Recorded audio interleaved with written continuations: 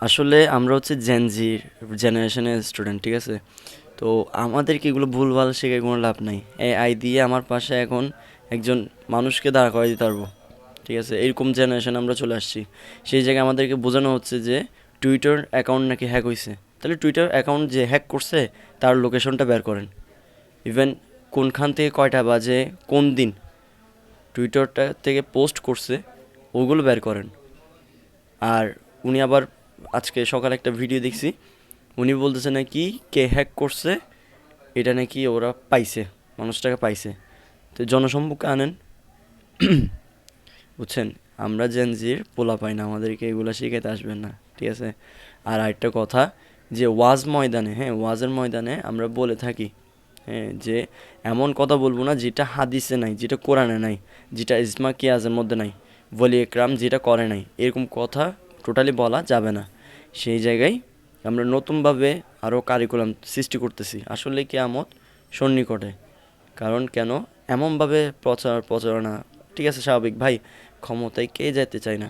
সবাই যাইতে চায়, সবাই পলিটিক্স করতে চায়, সবাই নেতৃত্ব দিতে চায়, স্বাভাবিক। কিন্তু এখানে একটা প্রতিযোগিতা হবে। তো এর মানে এই না যে ইসলামটাকে পুঁজি করে, ইসলামটাকে কেন্দ্র করে আপনি রাজনীতির ময়দানের মধ্যে আসবেন। কারণ আপনি তৎকালীন হজরত ওমর ফারুক আজম রাদিয়াল্লাহু তাআলার শাসন আমল দেখেন না। আপনারা কি কিতাব পড়েন না মনে হয়? তারপর উসমান জিন নুরাইন রাদিয়াল্লাহু তাআলার জীবনী পড়ে দেখেন। মাওলা আলী কার্রামাল্লাহু তাআলা ওয়াজহাবুল কারিমের জীবনী পড়ে দেখেন, শাসন আমল দেখেন। খালিদ বিন ওয়ালিদ রাদিয়াল্লাহু তাআলার শাসন আমল দেখেন। তারপর রয়েছে ইমাম হাসান, ইমাম হোসেন রাদিয়াল্লাহু তাআলার শাসন আমল দেখেন। আপনারা তো এগুলো দেখবেন না, কারণ আপনাদের ক্ষমতা দরকার, বুঝছেন?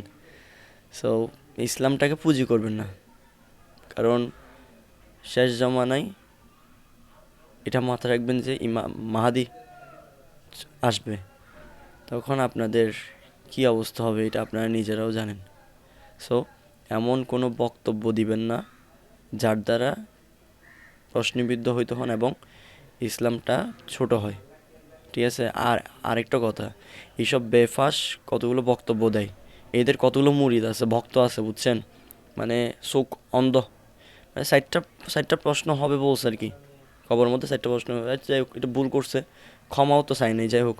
তো এর ভক্ত যেগুলো আছে এগুলো আসে লাফালাফি শুরু করছে।